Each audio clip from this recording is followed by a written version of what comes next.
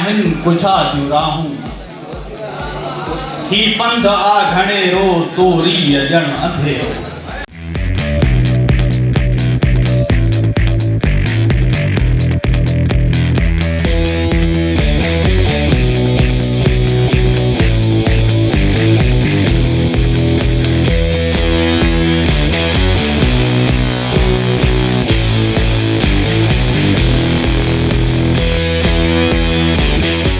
जी तो असां हिन वक़्तु सिंध म्यूज़ियम में मौजूदु आहियूं जिते अदबी मेलो लॻायो वियो आहे 3 ॾींहंनि जे लाइ।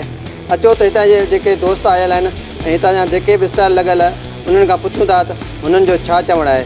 जी अच्छा, अॼोको जेको फेस्टिवल आहे उहो 5th फेस्टिवल आहे ऐं हैदराबाद जे हवाले सां जंहिंमें पहिरियों दफ़ो एजुकेशन खे मुतारिफ़ करायो वियो आहे ऐं जेके प्राइवेट कॉलेजिस आहिनि, जेके स्कूल आहिनि, उन जे ॿारनि में कुझु डिबेट्स, कुझु टेबलोज़, कुझु सिंगिंग जो प्रोग्राम रखियो वियो आहे। ये पहिरियों नई नवाण आहे हिन फेस्टिवल जे अंदरि जेका पहिरियों दफ़ो इंट्रोड्यूस कराई वई आहे। गुज़िरियल 4 साल जेके हीउ फेस्टिवल थियो उन में का अहिड़ी एक्टिविटीज़ कोन हुई, लेकिन पहिरियों दफ़ो और मुबारक ॾियां थो हैदराबाद जे इन फेस्टिवल खे कराईंदड़नि खे जंहिं पहिरियों दफ़ो एजुकेशन खे मुतारिफ़ करायो आहे ऐं डिफरेंट जेके असांजा कॉलेज जेके स्टॉल लॻल आहिनि ऐं जेके कॉलेजिस पंहिंजा एडमिशन प्लेटफॉर्म ते अची मुतारिफ़ कराइनि था। जेके माण्हू जिन कॉलेज जे हवाले सां उहो नालो ॿुधो हूंदो उहे हिते अचनि था ऐं असांखां जेको आहे कॉलेज जे हवाले सां जेके इंट्रोडक्शन वठनि था ऐं इन फ्यूचर में पंहिंजे ॿारनि खे हुते एडमिट कराइणु चाहिनि था ऐं तमामु हिकिड़ो सुठो ई जेको आहे सवण आहे ऐं सिंधी में चवां ऐं मुबारक हुजे। ऐं हैदराबाद वारनि खे जो अहिड़े प्लेटफॉर्म उन्हनि खे मिलियो आहे जंहिंमें हू पंहिंजी फैमिली सां अचनि था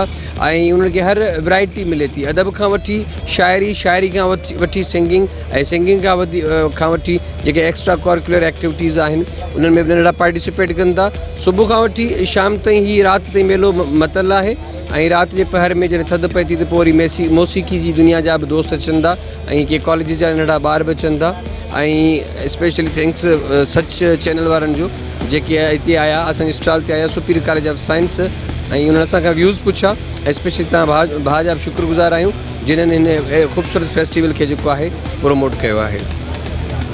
ये बहुत अच्छा फेस्टिवल अरेंज किया गया है हैदराबाद में। 5th टाइम ये फेस्टिवल अरेंज किया गया है। हाईएस्ट की तरफ से हम लोग यहाँ पर फर्स्ट टाइम आए हैं। स्टूडेंट्स का बहुत अच्छा आउटपुट रहा है और स्टूडेंट्स बहुत इंजॉय कर रहे हैं इस चीज़ को। हैदराबाद में ऐसे इवेंट्स होते रहने चाहिए। नौजवानों के लिए बहुत अच्छा स्कोप है इन चीज़ों में और हमारे नौजवानों में माशाल्लाह बहुत ज़्यादा टैलेंट है।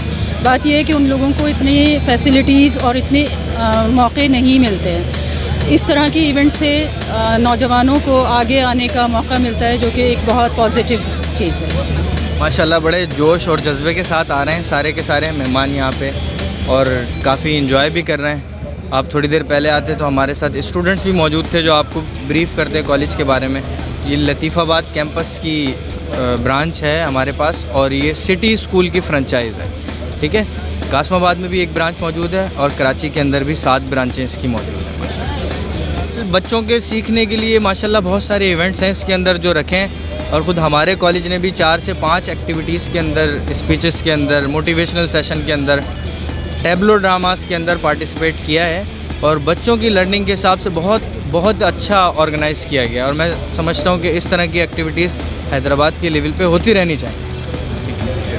सर ये जो लिटरेचर फेस्टिवल हैदराबाद में लगायो वियो आहे, बल्कि माज़े जे 5 सालनि खां लॻंदो अचे पियो, इहो तमामु नौजवाननि जे लाइ हिकिड़ो उत्साह ऐं शऊर जो सबबु बणिजंदो पियो वञे।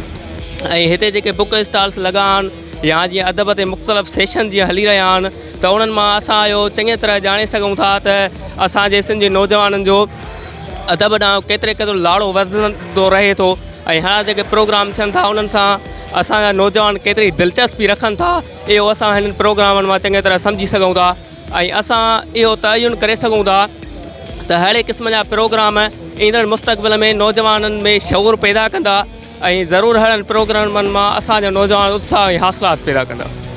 भाई आप यहाँ पर क्यों आए हो, कैसे आए? ऐसे ही बस घूमना है। मज़ा आ रहा है? हाँ।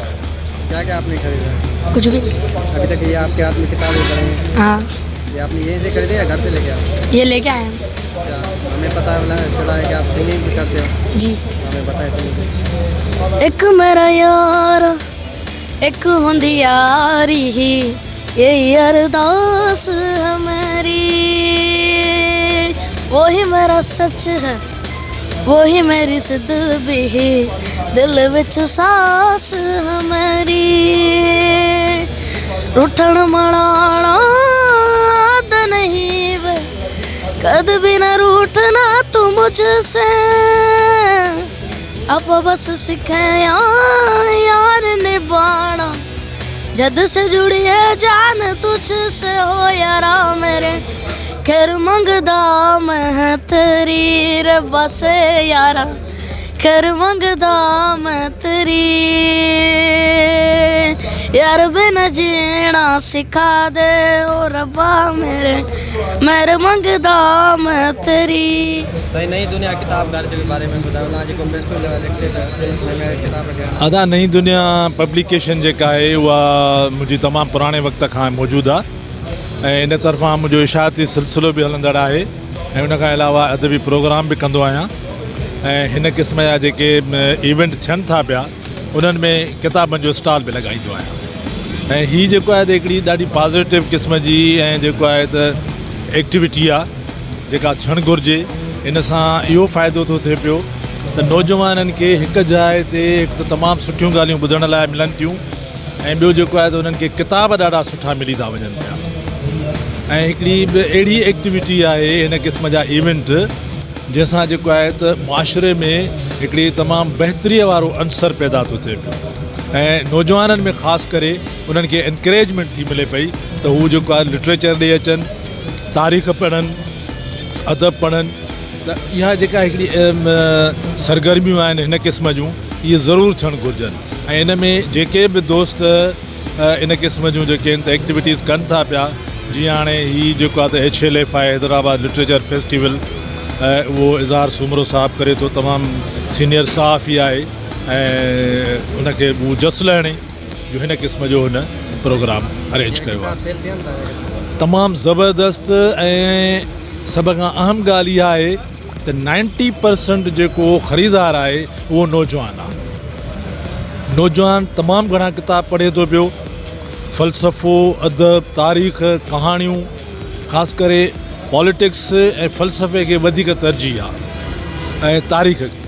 मोबाइल अचण खां पोइ माण्हू किताब जेके नौजवान आहिनि किताब घटि था पढ़नि असांजे, इहा ग़लति ॻाल्हि आहे, इहा ग़लति ॻाल्हि आहे। इहा जेके बि माण्हू इहा ॻाल्हि कनि था पिया उहे इंतिहाई भुलियल आहिनि। इहा नेगेटिव अप्रोच जेका आहे उहा असांखे ख़तमु करणी पवंदी। हीअ तव्हां ॾिसो, हिते मां सम्झां थो कोई 10-15 स्टॉल आहिनि, उते जेकॾहिं इहे बि ख़रीदार न हुजनि त असां छो वियूं। ऐं उनखां पोइ इहो ॾिसो त जेकॾहिं किताब सेल न थींदो हुजे त पब्लिशर किताब छो छपाइनि। हाणे बि मां तव्हांखे हिते केतिरा ई किताब अहिड़ा कढी ॾे, हाणे ॿ किताब मूं वटि अहिड़ा पिया आहिनि, बल्कि 4-5 जेके गुज़िरियल हफ़्ते में आया आहिनि। हाणे जेकॾहिं इहे माण्हू नथा पढ़नि पिया त पोइ असां छो छपाईंदासीं, भला असां वटि पैसा वधीक त कोन्हनि के न। कहिड़ा किताब वधीक तारीख़ शाह जे हवाले सां जेके किताब आहिनि उहे सेल था थियनि पिया, तसौफ़ ते किताब सेल था थियनि पिया। उनखां पोइ जेको आहे त क़ौम परस्तीअ वारो जेको लाड़ो रुझान आहे उन हवाले सां साईं GM सैयद हारिस रसूल बख्श पली जो इन्हनि जा किताब सेल था थियनि। उनखां पोइ तसौफ़ जे हवाले सां रूमी आहे, सहदी आहे, या जेको आहे त गुरु रजनेश आहे, इन्हनि जा किताब सेल था थियनि पिया। शाइरीअ जा किताब सेल था थियनि पिया। अयाज़ शेख अयाज़ वधि खां वधि सेल थो थिए पियो। उस्ताद बुखारी जा किताब सेल था थियनि पिया। त अहिड़ी मायूसीअ वारी का बि ॻाल्हि न आहे, किताब बिल्कुलु सेल थिए थो पियो। ऐं मुंहिंजे भरिसां जेको आहे त तमामु सीनियर अदीब वेठो आहे, उनजो बि स्टॉल लॻियल आहे यूसुफ सिंधीअ जो। उहो बि मां सम्झां थो त इन ॻाल्हि खां डिनाए कोन कंदो त उहो किताब सेल नथो थिए पियो। किताब सेल थिए थो पियो। हाणे ॿाहिरि ज़ाहिर आहे जेकॾहिं किताब सेल न थियनि त असां छो वियूं हिते, पब्लिशर छो छपाइनि। इहा ॻाल्हि क़तई तौर ते ग़लति आहे त को जेको आहे त किताब सेल नथो थिए। क़तई तौर ते न, हिन वक़्तु बि उहो ई रशो आहे। किताब तव्हां जेकॾहिं मार्केट में किताबनि जे में वेंदव न त उन में तव्हांखे किताब जे इशाअत जो रेशो अॻे खां 100 वधीक मिलंदो। ईअं सम्झो रोज़ानो 4, 5, 10 ताईं बि किताब अचनि था पिया असां वटि मुख़्तलिफ़ शहरनि जे अंदरि। असां वटि उहे नथा पहुचनि, कुझु किताब उन इहो अलॻि मामिलो आहे, पर किताब छपिजे थो पियो ऐं किताब विकिरो बि थिए थो। ऐं इहो हिकिड़ो मुआशी मसइलो समाजी मसइलो हूंदो आहे न त असां केतिरियूं शयूं असांखे ज़रूरत में हूंदियूं आहिनि पर असां ख़रीद न कंदा आहियूं। तव्हां ख़रीद न कंदा हूंदो, मां न ख़रीद कंदो, पर हिकिड़ो माण्हू अहिड़ो ज़रूरु हूंदो जेको उहो ख़रीद कंदो हूंदो। हाणे ईअं ई आहे, किताब बि जेको आहे त माण्हू ख़रीद कनि था पिया। जेकॾहिं 10 माण्हू मिसाल तौरु किताब ॾिसनि था पिया त 3 माण्हू उन मां ख़रीद ज़रूरु कनि था। ऐं जेके माण्हू हाणे हिते जेतिरा बि माण्हू आहिनि न, मुंहिंजी इहा दावा आहे त 50% खां वधीक माण्हू जेको आहे किताब ख़रीद करे थो। तव्हांखे तक़रीबन माण्हुनि खे जेको आहे त किताब हथ में ॾिसंदव, पोइ हुन मां वटि वरितो, ॿिए कंहिं वटां वरितो, किताब ख़रीद। जीअं त हैदराबाद जो 5 मेलो अदबी लॻायो वियो आहे। हिन में जेके बि दोस्त आया उन्हनि जूं तव्हां ॻाल्हियूं ॿुधूं, स्टॉल ते वेठल जेके बि माण्हू हुया उन्हनि सां बि ॻाल्हियूं कयोसीं। उन्हनि जो चवणु आहे त हिन मोबाइल जे दौर में बि किताब जो विकिरो वधीक थियो आहे। ऐं उन खां पोइ हिते म्यूज़िकल नाइट प्रोग्राम रखियो वियो आहे जंहिंमें सिंध जा फ़नकार आया, उन्हनि पंहिंजो फ़न जो मुज़ाहिरो कयो आहे। कैमरामैन मदर जमाली सां गॾु महबूब जमाली, सोच टीवी, हैदराबाद। सब्सक्राइब कयो अवांजे पंहिंजे चैनल सोच टीवी के ऐं बेल आइकन के दबाइण कदें भी न विसारींदा। सब्सक्राइब करें आपके अपने चैनल सोच टीवी को और बेल आइकन पर क्लिक करना ना भूलें। Don't forget to subscribe our channel Soch TV and press the bell icon.